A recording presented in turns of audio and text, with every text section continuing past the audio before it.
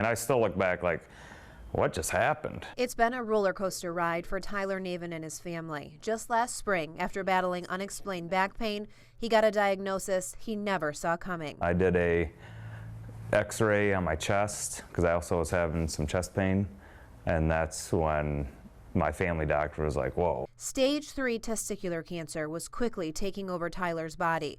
But as he, his wife, and 3 daughters faced the fear of cancer together, some good news.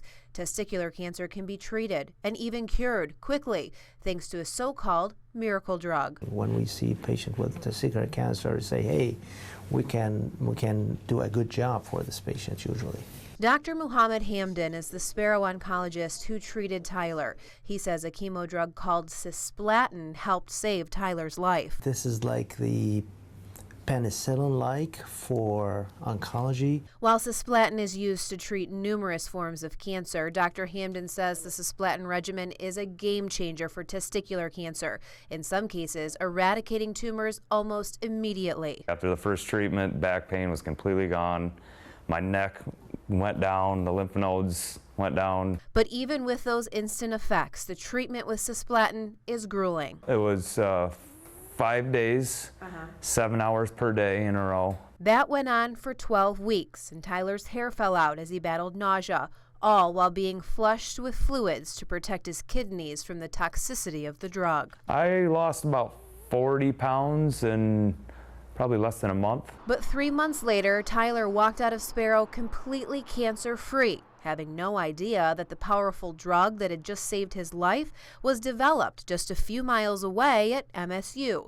The brainchild behind it, this man, Barnett Rosenberg. He apparently came out to the crowd of graduate students and made a comment to the effect that I've just found a new anti-cancer agent. That was 1965, and just 3 years later, Cisplatin, a platinum-based drug, was shown to shrink large tumors. It was a very exciting time, as you can imagine. James Heschley was an MSU student during the Cisplatin discovery era, then later worked alongside Rosenberg in his lab.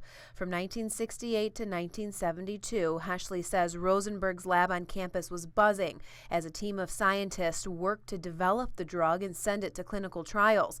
Trials it almost never passed due to its toxicity on the body. That was my role. I was to do the distribution studies and where did it go and what organs did it hit and how long did it stay. Those findings showed Cisplatin to be especially lethal to the kidneys.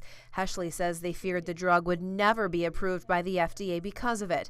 But then another major discovery, as a study on Cisplatin showed, when paired with 2 other drugs, the effects on testicular cancer were astounding. Cisplatin saved testicular cancer, but testicular cancer saved cisplatin. And now, decades later, Cisplatin continues to be the backbone of treatment for testicular and many other cancers. I would say 60% of cancer utilize cisplatin one way or the other. It's been an amazing success story. A success story that's saved countless lives, including Tyler's.